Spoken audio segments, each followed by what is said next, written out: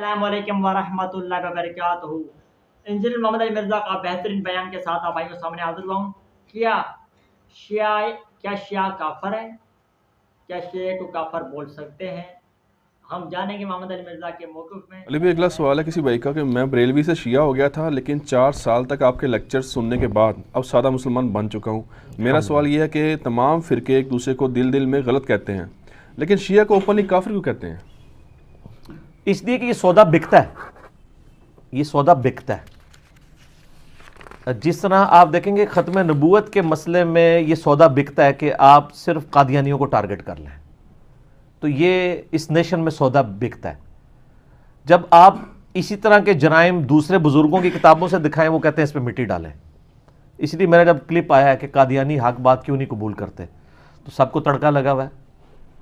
تڑکا یہ نہیں لگا ہوا کہ میں نے کوئی جھوٹا الزام لگایا، وہ کہتے ہیں یار آپ سے قادیانی پہ سوال ہوا تھا، آپ نے ہمارے بزرگوں کو بھی رگڑا ہے۔ بھائی اس لیے رگڑا ہے کہ اللہ کے بندو، میں ایک پڑھا لکھا بندہ ہوں، میں ایک مقدمہ کھڑا کر رہا ہوں۔ جب مقدمہ کھڑا ہوتا ہے پھر یہ نہیں ہوتا کہ اس مقدمے میں ایک خاص بندے کو آپ گلٹی ڈکلیئر کر دیتے ہیں اور دوسرے کو اسی لیول کے جرم کے اوپر چھوڑ دیتے ہیں کہ یہ میرا اپنا ہے۔ یہ تو قائم بالقسط تو ہونا نہیں ہے۔ قرآن پاک تو بار بار کہتا ہے کہ انصاف کرنا ہے، چاہے تمہارے ماں باپ رشتہ دار سب لوگ ہی تمہارے سامنے آ جائیں، تم نے انصاف سے لینا ہے کام۔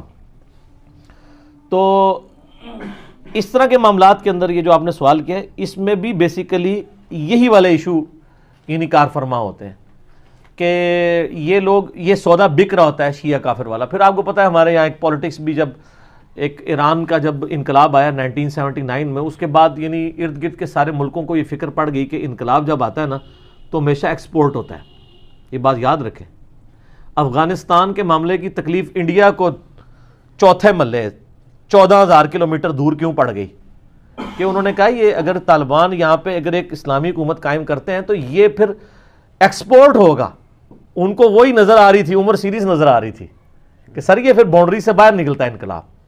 اس لیے وہ دیکھیں آگے بیٹھے ہوئے ہیں، 19 سال سے لڑ رہے ہیں کہ ان کو نہیں، اور یہ ابھی بھی یہ کسی بھول میں ہے کہ اگر یہ جیسے اسٹیبل ہوں گے پھر یہ ایکسپورٹ ہوگا باہر۔ اسی طریقے سے ایران میں جب انقلاب آیا نا تو یہاں پہ بھی لوگوں کو فکر پڑ گئی، سعودیہ کو فکر پڑ گئی کہ یہ تو ایکسپورٹ ہوگا پاکستان میں بھی، دوسرے ملکوں میں بھی۔ تو یہاں پہ پھر انہوں نے دہشت گرد تنظیموں کو بھرتی کیا، اور وہ یعنی محبت صحابہ کے نام کے اوپر، اور اس میں ظاہر ہے کہ وہ اعلی کار وہ رافضی قسم کے ذاکرین بھی بنے کہ جن کی بکواسات والی ویڈیوز عوام کے سامنے آئیں اور اس کے اوپر عوام مشتعل ہوئی، اور اس طرح کے لوگ پھر اس طرح کی تنظیموں میں آ کے انہوں نے ایکٹیویٹیز پرفارم کی، امام بارگاہوں پہ حملے کیے۔ وہ جسٹیفائی نہیں ہے، لیکن سبب یہ بھی بنے۔ لیکن ان کو میں اس لیے بھی جسٹیفائی نہیں کہتا کہ وہ 2 نمبر ہیں۔ جب اسی قسم کی گستاخیاں ہم نے ان کے بزرگوں کی دکھائی ہیں تو انہوں نے اپنی کسی مسجد کے اوپر بم نہیں مارا، اپنے کسی بزرگ کے مزار کے اوپر بم نہیں مارا، تو اس کا مطلب 2 نمبر ان کی ڈاکٹرائن چل رہی تھی نا۔ میں آپ کو اس پہ ایک لطیفہ سناتا ہوں۔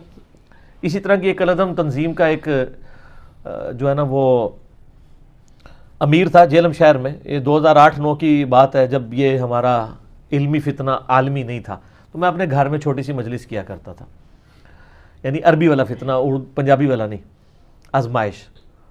تو میرے پاس آ گیا، مجھے کہتا ہے جی یہ آپ شیعہ کو کافر کہتے ہیں؟ میں نے کہا جی میں کسی کو بھی کافر نہیں کہتا سوائے قادیانیوں کے، اور ان کی بھی میں نے ریزن بتائی کہ وہ میری تکفیر کرتے ہیں۔ ایک ٹیکنیکل ایشو ہے، وہ آپ میرا دیکھ لیں، قادیانیوں کو دعوت اصلاح۔ یہ سنیوں کا ایک فرقہ ہے قادیانی، اور شیعہ کا ایک فرقہ ہے نصیریہ، جو شام میں ہے، وہ حضرت علی علیہ السلام کو خدا کہتے ہیں۔ باقی تو میں سب کو مسلمان سمجھتا ہوں۔ کہتا نہیں جی ان کا کلمہ ہی لادا ہے۔ میں نے کہا کہاں سے لادا ہے؟ کہتے وہ کلمہ دیکھیں نا، لا الہ الا اللہ محمد رسول اللہ علی ولی اللہ۔ تو میں نے اس سے سوال پوچھا کہ میرے بھائی اس پورے جملے کے اندر کفر کہاں پہ ہے؟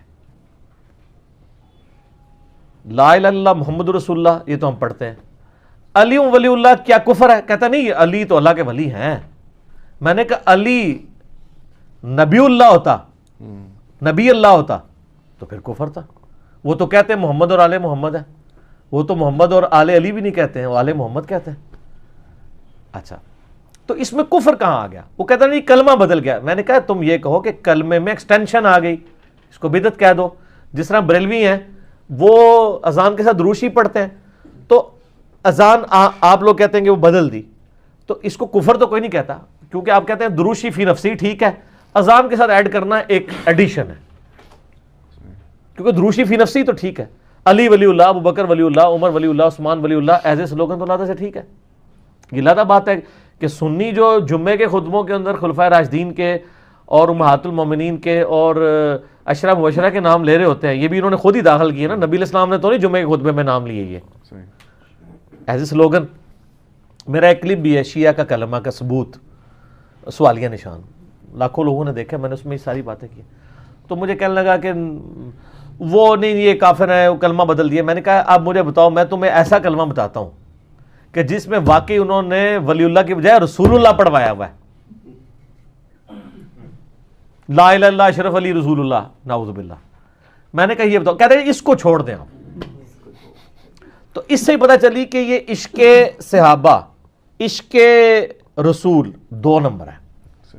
2 نمبر بھی ویسے 2 نمبر کی توہین ہے. 2 نمبر بھی کہنا ہے گا یار 2 نمبر نہ کہ یہ 10 نمبر ہے.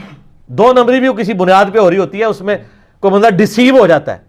یہ تو بالکل واضح ہے. تو اس طرح کے معاملات کرتے ہیں. تو یہ ایک چونکہ اس وقت ایک انٹرنیشنل پالیٹکس تھی، اس کی وجہ سے ایک ادھر سلسلہ شروع ہوا.